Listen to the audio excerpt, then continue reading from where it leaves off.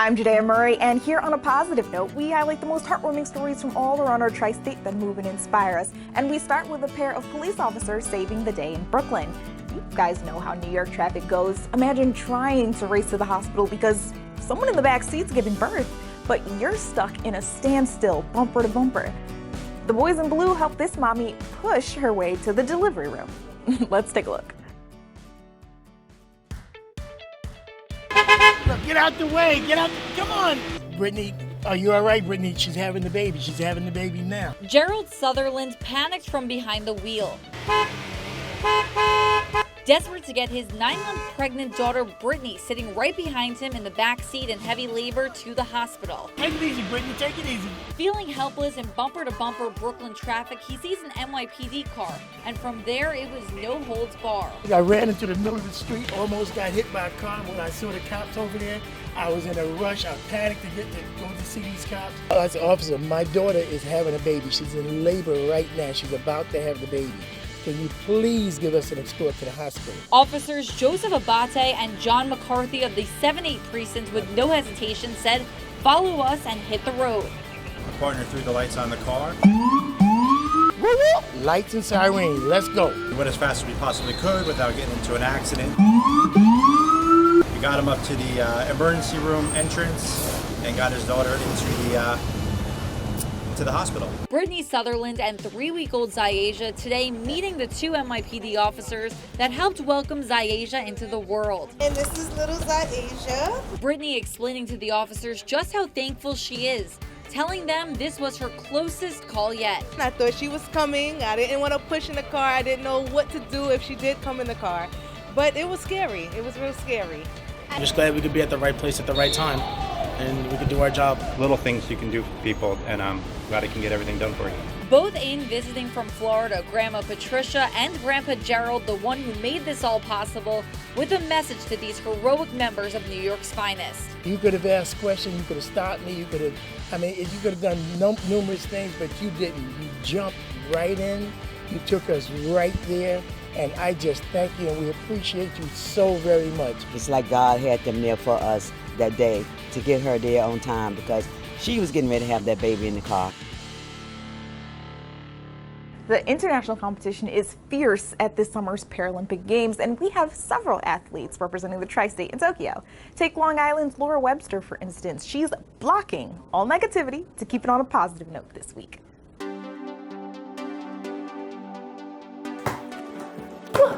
Lora Webster loves playing, training with her children. Got it. Your kids don't really take it easy on you. I told you they didn't take it easy on me. They like to beat me. Lora is training for her 5th Paralympics and shooting for a 2nd sitting volleyball gold medal. You just can't resist competing. Let's be honest. No, we are slightly competitive in this household. We first met Lora 5 years ago on the eve of her 4th Paralympic Games. Oh, heads up! That's when she told us her story, which began at age 11. We went in to go see our doctor, and immediately they sent us to a specialist and told us that it was osteosarcoma, which is bone cancer. So Lora underwent an above-knee amputation and then reconstructive surgery. My foot goes backwards into my prosthetic, and it's able to control how the rest of my leg moves. They never severed any nerves or muscles. Now Lora is heading to Tokyo, but for multiple reasons, this experience will be way different. It's going to be a competition like no other, and you got to show up ready to compete against all the countries in the world that you haven't seen for a year and a half. There are your gold medalists. So you don't really know what you're getting yourself into. As Lora prepares to leave her family, she's well aware of the pandemic risks in Tokyo. And oh, by the way, she's pregnant with her 4th child. Thankfully, it's not my first. I think if it was my first, I'd be absolutely terrified. Number 4, at least we've been here quite a few times. So a pregnancy and a pandemic can't stop you. As far as competing goes, as long as I'm healthy enough, there's no way that I would sit this out. And when she returns, medal or not, her Point Lookout team will be waiting with open arms. Why are you proud of your mom? Because she gets to make the world know that she's really good at this sport. There's a Taekwondo practitioner representing Connecticut this week, too. Brianna Solinaro has been a fighter her whole life. She packs a strong kick. But it wasn't always that way. At the age of 1, Solinaro was diagnosed with cerebral palsy. It's basically shaped my life. Growing up as a kid, I always wondered why I had it, why me. She had 2 surgeries to help her walk correctly. It affected me a lot, emotionally, obviously physically, but I don't think I would change it. She found comfort in Taekwondo and happened to be really good at it. As I grew through the sport and just in life in general, the answer kind of came clear. I feel like in a way I was kind of meant to do what I'm doing right now. Taekwondo will be the first full contact para sport in the Summer Games. I feel more seen, and I think that it opens the world's eyes to a lot more when it comes to disabilities. She wants other people with disabilities to know that they are still able. If you're interested in something but hesitant because of your disability, go for it anyway. You never know what doors you could open. She says she couldn't have done it without the support and understanding of her professors at Sacred Heart University, especially Professor Christina Gunther, chair of the Health Sciences Department. Gunther says Solinaro never let a disability stop her from succeeding. She knows how supported she is, especially as alumna from Sacred Heart. It's just tremendous. It's great to know that people back home are watching, so I'm really appreciative of that. And I hope to make everyone proud. Let's dive into the deep end now. We're meeting a visually impaired swimmer making waves from Long Island all the way to Tokyo.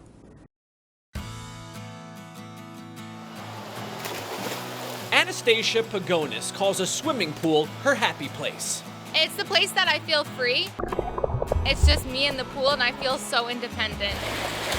And at the Paralympic trials in May, Tass, as her friends call her, was so dominant she set 3 U.S. records and 2 world records and earned her first spot on Team USA. I get to swim for my country. I get to swim with a cap that says Team USA. That's insane to me. Tass's story to get to this point is also wild.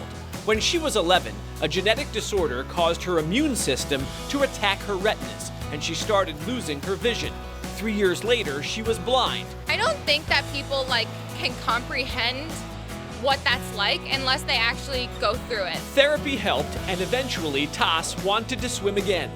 The problem was finding a coach who, as she said, wanted to take on the blind girl. My mom had contacted a lot of teams and nobody had faith in me and nobody really wanted to train me. No one except Mark Dannon from Islanders Aquatics, who gave Tass the shove she needed to swim and smile again.